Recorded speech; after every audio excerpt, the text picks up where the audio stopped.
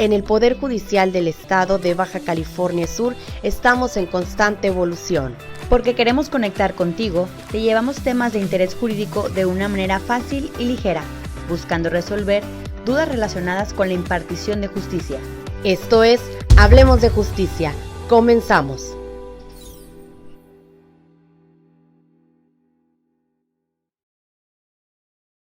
Muy buenas tardes, gracias por estar de nueva cuenta con nosotros en Hablemos de Justicia, un programa del Poder Judicial del Estado de Baja California Sur que llega hacia usted a través de la señal del Instituto Estatal de Radio y Televisión por sus frecuencias radiofónicas 99.1 FM y el 1050 de amplitud modulada. También estamos a través de la señal del Canal 8 y de nuestras redes sociales oficiales del Poder Judicial del Estado de Baja California Sur. Mi nombre es Livia Vázquez, yo soy directora de Comunicación Social y Relaciones Públicas de este Poder Judicial, y el día de hoy agradezco que me acompañe en la conducción la consejera de la Judicatura, Jessica Patricia Sepúlveda Irales. Bienvenida, consejera, muchas gracias. Muchas gracias, Livia, por el espacio. Buenas tardes a todos. Y hoy estamos muy contentos con la visita que tenemos por parte del Poder Judicial de la Ciudad de México. Les damos la bienvenida al Estado y al Poder Judicial. El día de hoy nos acompañan la magistrada de la primera sala familiar, la maestra Rebeca Florentina Pujol Rosas,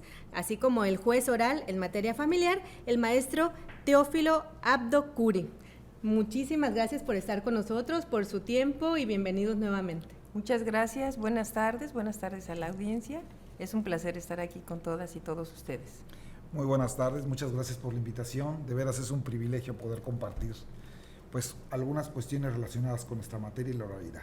Así es, vienen a hablarnos de un tema muy importante que tenemos todos ahorita, que es la implementación del Código Nacional de Procedimientos Civiles y Familiares, y sobre todo en la materia tan importante y relevante para todos, que es la materia familiar. Así es, efectivamente. Bien, pues como el tiempo es corto y apremia y hay que aprovechar estas personalidades que tenemos el día de hoy, magistrada, vamos a empezar con las damas. Gracias. Platíquenos cómo dispone el libro cuarto con respecto al derecho de familia en este nuevo Código de Procedimientos. Fíjense que es muy importante esta reforma que se hace en el código que se establece ahora, porque trata de manera muy sensible los estudios de familia y los problemas y conflictos que se generan en los hogares. El derecho de familia tradicionalmente siempre se ha encontrado en los códigos civiles, sin embargo, aquí hay un capítulo especial en donde el legislador se preocupó por establecer estándares internacionales contenidos en convenios internacionales ya que se adoptaron en este Código Nacional de Procedimientos Civiles y Familiares. Es muy importante que sepan todas las familias que los derechos de familia se encuentran muy bien protegidos en este capítulo, derechos de niñas, niños y adolescentes y otras figuras que se dan del derecho de familia están perfectamente relacionadas con esos estándares internacionales, es decir, México está dando cumplimiento a tratados internacionales de los que ha suscrito y garantiza a las familias de una manera pacífica, de una manera respetuosa, inclusive porque se respeta mucho el derecho a la intimidad de los niños, niñas y adolescentes, de las personas en situación de vulnerabilidad, grupos en situación de vulnerabilidad y en general a todo el grupo familiar. Me parece que es de suma importancia esta reforma que se hace, perfectible. Vamos a tener 4 años para establecer y para ir depurando este código y para poder irlo perfeccionando, todo es perfectible, pero creo que se garantiza de una mejor manera el derecho y el ejercicio pleno de los niños, niñas y adolescentes y las personas en situación de vulnerabilidad, como son las personas mayores. Bien, pues como bien lo señala magistrada, yo creo que es un código garantista y que protege sobre todo a estos niños, adolescentes y personas vulnerables o grupos vulnerables. ¿Qué nos pudiera hablar de estos procedimientos específicamente? Sé que es muy amplio los procedimientos y diversos, pero algunos que para usted fueran los trascendentales en esta protección que se da a estos grupos. Bien, bueno, fíjense que es muy importante, se establecen las obligaciones del juez de lo familiar o la jueza de lo familiar que esté conociendo los conflictos de familia.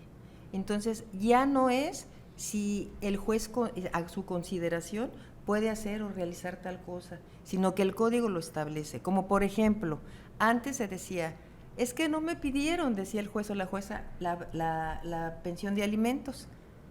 Y yo no, en este caso no lo advierto, entonces no la fijo. No, ahora el juez tiene que cerciorarse si efectivamente se ha fijado esa pensión de alimentos, si hay niños, niñas y adolescentes, si hay grupos en situación de vulnerabilidad, personas, está obligado a fijar al día siguiente de que recibe la demanda, aunque las partes no lo pidan, a fijar, por ejemplo, esa pensión de alimentos. Y no solamente fijarla, sino asegurarla. ¿A qué nos referimos? A que efectivamente llegue a la persona que lo requiere. Eso es muy importante. Por ejemplo, otra situación del juez de lo familiar, si hay una renuencia, digamos en el caso de los alimentos, del deudor alimentario, o en el caso de conflicto de guarda y custodia, que es muy frecuente, que el padre o la madre que tiene al niño no permite la convivencia, el juez mismo directamente, la jueza misma que esté conociendo del caso, puede darle vista al Ministerio Público porque no se está garantizando y cumpliendo el derecho de convivencia de ese niño, niña o adolescente. Es decir, tiene muchas facultades ahora el juez, ya las teníamos, pero muchas veces como era a petición de parte, entonces no se ejercían. Y bueno, también debemos decir que era una gran carga de trabajo, y es una gran carga, sobre todo en la Ciudad de México, pero en todos los juzgados de todos los estados hemos visto esta constante, que hay mucho trabajo. Entonces, ahora ya no es una facultad, ahora es una obligación del juez. ¿Para qué? Para garantizar esos derechos de familia. Como bien decía también usted, el tiempo, entendemos que ahora los tiempos van a ser más rápido para que sea más efectivo, ejecutable las determinaciones de los jueces, también busca eso Así el juez, es. ¿verdad? Por ejemplo, en el recurso de apelación, los magistrados antes teníamos 15 días para resolver, se acorta a 10 días. ¿Sí? Se acorta, por ejemplo, ya todos los juicios van a ser orales a partir de este código, todos los juicios. Entonces se trata de que tanto el juez como y las juezas, magistradas y magistrados, en la primera audiencia se resuelva, si es posible, el problema. Y si no, el juez tiene obligación de tomar las medidas pertinentes, nosotros le llamamos medidas de protección o medidas provisionales, para garantizar sobre todo el respeto a los derechos de los niños, niñas y adolescentes, grupos en situación de vulnerabilidad, y es que puedan ejercer efectivamente esos derechos. Entonces, es una carga fuerte para nosotros, pero creemos que es lo correcto y que poco a poco se va a ir implementando, se va a ir depurando, pero yo creo que se va a lograr este objetivo. Bien, y ahora en esta oralidad, ¿cuál vendría siendo la función del juez? Debe de entenderse, dado lo que acaba de plantear la magistrada, de que tenemos amplísimas facultades para proteger a la familia, a los grupos en situación de vulnerabilidad, y también, en el caso concreto, específicamente, ese principio de interés superior de la niñez que está en el cuarto constitucional. El cuarto constitucional está en íntima relación con el primero de la Constitución, que es fundamental: el respeto a los derechos humanos, el reconocimiento a los derechos humanos. Los jueces familiares, su servidor como juez familiar, la magistrada también como magistrada familiar, estamos obligados, no es cuestión de si queremos o no queremos, a la protección integral de cada familia, en el caso específico, pues de los grupos vulnerables. Entonces debemos de actuar, y hay principios que establecen nuestras leyes. Yo admiro las leyes en materia familiar, que son maravillosas, pero hay que aplicarlas. Entre otras cosas, como decía la magistrada, yo tengo que advertir del contenido de un planteamiento, aunque no me lo soliciten, ¿qué tengo que hacer? Ya si hay violencia, si hay falta de pago de alimentos, si hay una necesidad de determinar una guardia y custodia, todo eso lo hace oficiosamente el juez, entendiendo como oficiosidad el hecho de que, aun cuando no lo planteen, yo lo resuelvo. Esa es la actuación del juez, sensibilizarse en ese aspecto para poder evitar lo que se está potencializando. La violencia se está potencializando, se está exacerbando, y los asuntos que llegan a tribunales son mínimos comparados con todo lo que está pasando a nivel nacional. Pero aquello que nos llega, pues tenemos que resolverlos en forma rápida, inmediata, precisa y con medidas cautelares, medidas de protección que van a permitir lograr cierta paz, cierta armonía, precisamente esos grupos vulnerables. Pero debemos de actuar. Tenemos tratados internacionales, tenemos leyes locales, leyes federales que permiten actuar. Y eso que permiten actuar no implica si quiero hacerlo, lo tenemos que hacer. Jueces y juezas a nivel nacional. No te lo estoy pidiendo de favor. Tenemos que trabajar. Y si estamos ahí es porque nos comprometimos a la defensa de los intereses de la familia, sobre todo de los grupos en situación de vulnerabilidad. Así es, usted toca varios elementos de un juzgador y también de un servidor público en estas áreas tan importantes que es el área de familia. ¿Y qué perfil tendría que tener un funcionario en esta materia, un juez en esta materia, para abarcar todas estas áreas que usted indica, que legalidad, sensibilidad, qué tendría que tener? En mi particular opinión, yo tengo ya más de 30 años como juez familiar. O sea, es un privilegio realmente, un privilegio. Y cuando llegué yo a esa posición, lo primero que pensé fue lo que en mi familia aprendí: lo que esté en tus manos, aprovecha como herramienta y ayuda a los demás. Su servidor, y a lo mejor siempre me dicen, ¿por qué lo presumes? Soy profesor de educación primaria. Y en muchas ocasiones estuve en zonas paupérrimas. Se daba uno cuenta de la situación que vivían nuestros niños y nuestras niñas y que siguen viviendo actualmente. Como juez familiar, mi poder desde el punto de vista de la aplicación de la ley es diferente a profesor que educa, encamina y genera gente con pensamientos críticos y analíticos para ser diferentes, para que se empoderen. Pero ya como juez familiar he aprendido que todos los funcionarios judiciales, más allá civil, penal, arrendamiento, mercantil, pero sobre todo los funcionarios en manera familiar, deben tener un grado extremo de sensibilidad y entendimiento, de humanismo. No estamos tratando con documentos ni con papeles, estamos tratando con personas, y esas personas tienen derechos humanos. Yo tengo derechos humanos no como funcionario, sino lo tengo como Teófilo Abdo-Curi. En todo caso, lo que yo haga, yo quiero hacerlo para los demás. No puedo poner una postura de que lo elijo como positivo y no. No, todos tienen derecho a ser defendidos. Entonces, un juez familiar, una jueza familiar, al ser seleccionado o seleccionado, ese grado de sensibilidad, humanismo, tiene que estar conjuntamente relacionado con sus conocimientos, con su lealtad al trabajo que está realizando, que lo honre, que tenga esa honestidad, esa transparencia de llevar a cabo pues la labor que desempeña, que es fundamental. La materia familiar ha crecido enormemente a nivel nacional, no voy a referirme a nivel internacional, pero los procedimientos son en gran cantidad muy superiores a las demás materias. Y nosotros, en el momento en que nos planteen, no es argumento decir, tengo mucho trabajo. No, ese asunto se tiene que resolver dentro de los tiempos y a la brevedad posible. Las medidas no pueden esperar a ver cuándo se me ocurre resolverlas, diciendo que en mi escritorio tengo cientos de miles de expedientes. Hay que actuar, y actuar es de inmediato. Y no por convicción, lo tenemos que hacer por convicción, sino porque la ley me lo ordena que lo tengo que hacer así. Y si a eso vamos, la propia Constitución me lo está ordenando. Pronta, completa e imparcial debe de ser la justicia. Perfecto. Bien, pues creo que ha llegado la hora de irnos a una pausa. Ahorita regresamos. Vamos a una pausa. Yo les invito a que se quede en Hablemos de Justicia. Ya regresamos.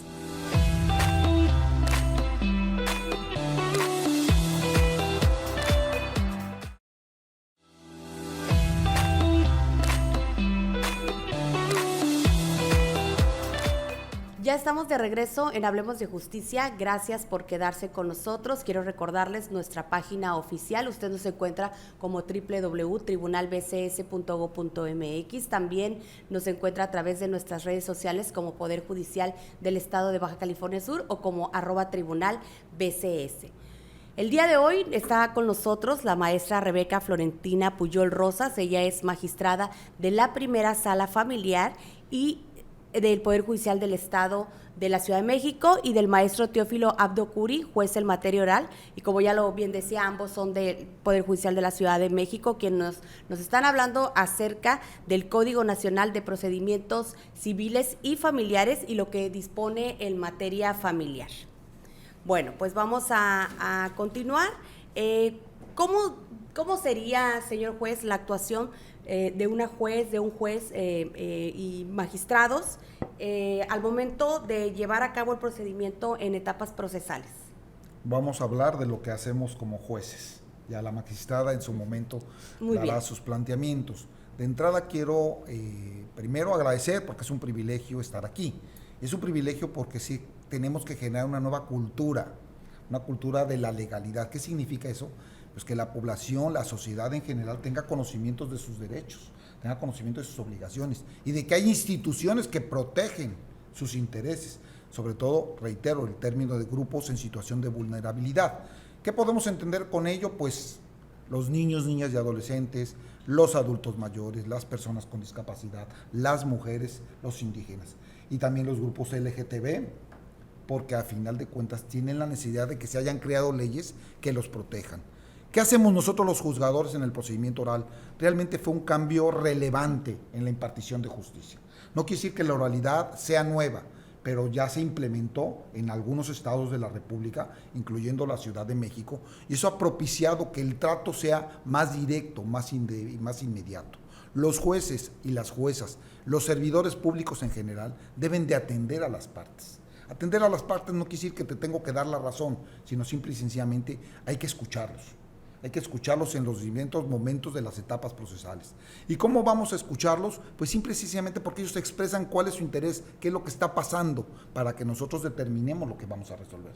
Y lo que determinemos en las audiencias de la oralidad, que es fundamental porque estamos en una sala en donde se encuentran presentes ellos, en donde se encuentran presentes sus profesionistas que autorizaron, pues realizar un lenguaje incluyente e inclusivo para que lo que se está determinando sea claro para ellos, con la posibilidad de su participación en cada momento dentro de esas etapas procesales para poder cuestionar, dudar o plantear lo que ellos consideren pertinentes. Pero la narrativa como juzgador tiene que encaminarse precisamente no a un sinnúmero de artículos que establece la ley, sino que implica su contenido y hasta dónde puedo llegar, pero con palabras llanas, sencillas de lo que estoy resolviendo. Eso va a provocar pues mayor tranquilidad en las partes, en él, en ella, en los propios niños, que cuando dictamos una sentencia deben de ser tan sencillas, no quiere decir que no estén fundamentadas y motivadas, porque luego se ataca mucho, eso es que no está fundada y motivada, no, es que la fundamentación y motivación no es en base a que yo establezca un sinnúmero de artículos o de leyes, sino que quede claro el contenido con argumentos sólidos, pero que además quien lo está escuchando sepa de lo que estoy hablando.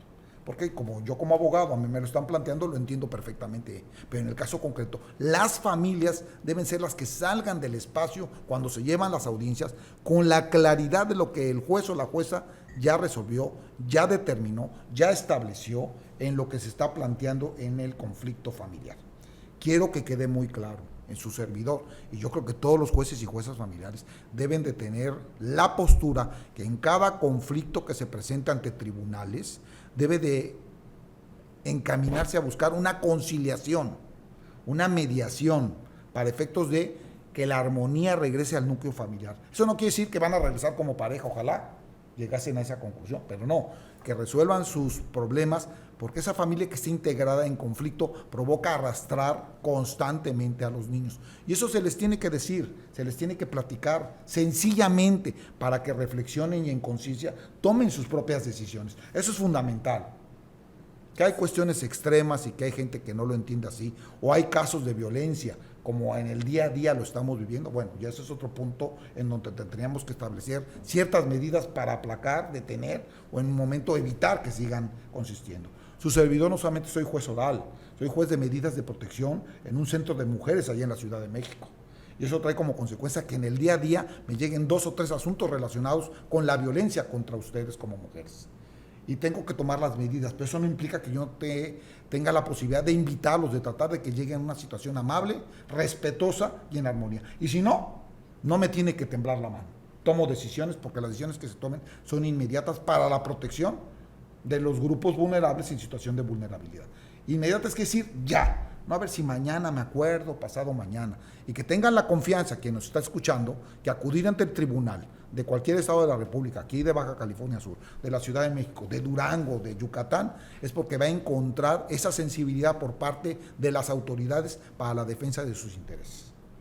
Así es, excelente. Muy interesante este código y todo lo que se pretende, ¿no? Esta inmediación, esta cercanía, esta sensibilidad, que solamente no es la legalidad, sino también la sensibilidad con la gente. Y magistrada, ¿nos pudiera platicar cómo es ahora el proceso en segunda instancia? No solamente de magistrados, sino las partes tienen una intervención también importante, ¿verdad?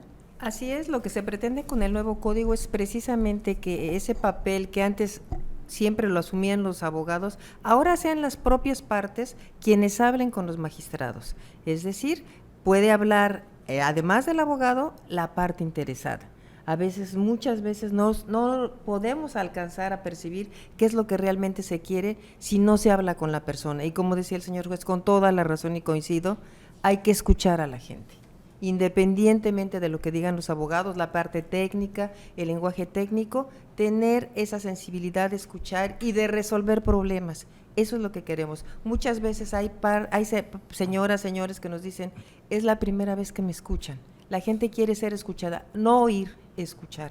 Debemos tener abiertos los oídos para escuchar a la gente, que nos diga su sentir, que nos diga cuál es el problema. Y una gran ventaja que tenemos los jueces familiares desde todos los códigos, desde antes y los actuales y ahora el nuevo código, tenemos amplias facultades para que en cualquier momento del procedimiento pueda ejercer la facultad de que las partes se concilien. Claro, como decía el señor juez, con excepción y con la ayuda de los psicólogos en los casos de violencia, que es muy importante. Dar un buen tratamiento, porque si hay una violencia física no va a haber un equilibrio en el acuerdo. Si hay un agresor y una persona agredida, pues por eso es que no se les permite que haya acuerdos en ese momento, salvo que los psicólogos nos digan cómo se encuentra la persona, o a lo mejor en ese momento el psicólogo sugiere que en virtud de que la persona, si hay una afectación, por ejemplo, de violencia económica, pero no hay una violencia ni emocional, que bueno, podríamos decir que sí la hay, desde mi punto de vista es muy discutible, pero bueno, es otro tema, digamos que hay ciertos momentos en que sí se puede hablar de las partes, eso lo tiene que valorar, pero esa facultad la tenemos los jueces y las juezas, los magistrados y las magistradas, y a veces no se hace valer. Entonces, que la gente sepa que se les van a defender sus derechos, que van a tener oportunidad de hablar por sí mismas, por sí mismos, ante la propia autoridad, decirle qué es lo que quieren, qué es lo que sienten, y la autoridad está obligada a explicarles de qué se trata la audiencia, en nuestro caso, cuando se expresan agravios, porque se hace a través de los agravios, cuál es ese agravio o esa resolución que está impugnando del juez, que no está de acuerdo con ella y por eso la impugna, que nos diga qué es lo que no quiere, qué es lo que ella quiere o por qué le causa ese agravio. Independientemente de que los abogados van a tener su tiempo para hablar, y el juez, como le decimos, este procedimiento es maravilloso en el sentido de que en todo momento el juez tiene amplias facultades para lograr una conciliación.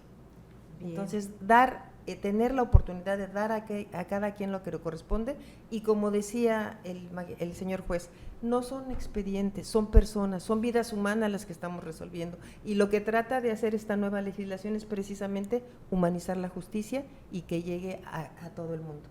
Bien, y en esta participación también tan importante de la segunda instancia magistrada, que ahora no hay el reenvío, ¿verdad? También esa parte es importante. Es muy importante. Ahora, si el juez, bueno, en este caso los magistrados o el magistrado ponente, porque hay sentencias que se dicta por los 3 magistrados, o en las salas estamos compuestas por 3 magistrados o magistradas, o mixto, y se dictan sentencias que solamente puede dictar un magistrado, o a veces que tienen que dictar los 3 en su conjunto.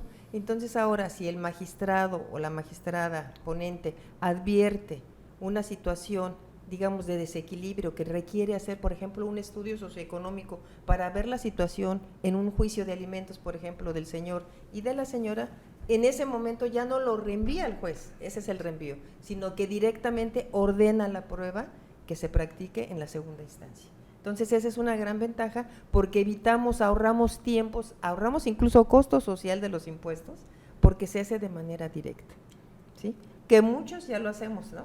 Desde antes del Código Nacional, pero no todos, porque la ley no lo exige de esta manera. Este código sí contempla ahora las pruebas en la segunda instancia, en el sentido que van, digamos, de la mano con las facultades de los magistrados y de las magistradas. Es una gran herramienta ese código y tenemos muchas esperanzas también en la implementación, y sería importante también, Nivia, que mencionáramos que ahorita nuestros invitados vienen a dar un seminario, hace unos días dieron un seminario en donde vinieron a capacitar también no solamente a nuestro personal, sino a abogados litigantes y al público en general. También agradecemos por parte del Poder Judicial esa capacitación. Y yo nada más les pido un favor a quien nos está escuchando: confíen en las instituciones. Sí se está impartiendo justicia, que hay casos excepcionales, sí, por supuesto, pero que no tengan temor a acudir con nosotros. Y yo agregaría, No pidan justicia, exíjanla. Es una obligación de los servidores públicos dar a cada quien lo que le corresponde. Para eso estamos, debemos servir y servirles bien.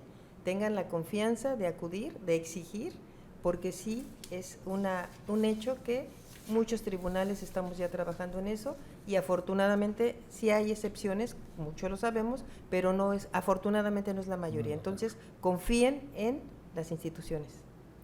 Así es, pues estamos ya prácticamente en la recta final de nuestro programa. Agradecerles mucho el que hayan estado con nosotros y, como bien lo dijo la consejera, el que hayan estado impartiendo un seminario, ¿no?, de bien para toda la comunidad jurídica. Muchísimas gracias. No, gracias a ustedes por la invitación y también agradecemos al presidente, el licenciado Mendoza Onzón, la invitación que nos han hecho y desde luego al Consejo de la Judicatura también. Comparto el agradecimiento. Y de veras, es un privilegio estar aquí con ustedes, que le permitan a uno expresar ideas. No, gracias a ustedes. Bien, pues muchísimas gracias. Estuvo con nosotros la magistrada de la primera sala familiar, Rebeca Florentina Puyol Rosas, y el juez oral en materia familiar, Teófilo Abdocuri, ambos, como lo decía anteriormente, del Poder Judicial de la Ciudad de México. Muchísimas gracias, consejera Jessica Patricia Sepúlveda Irales, por estar el día de hoy con nosotros. No, muchísimas gracias a ustedes, a nuestros invitados y a toda la gente que nos ve. Fue un gusto estar ustedes en una emisión más de Hablemos de Justicia. Mi nombre es Livia Vázquez. Recuerde que tenemos una cita el próximo jueves en punto de las 6:30 de la tarde. Hasta entonces.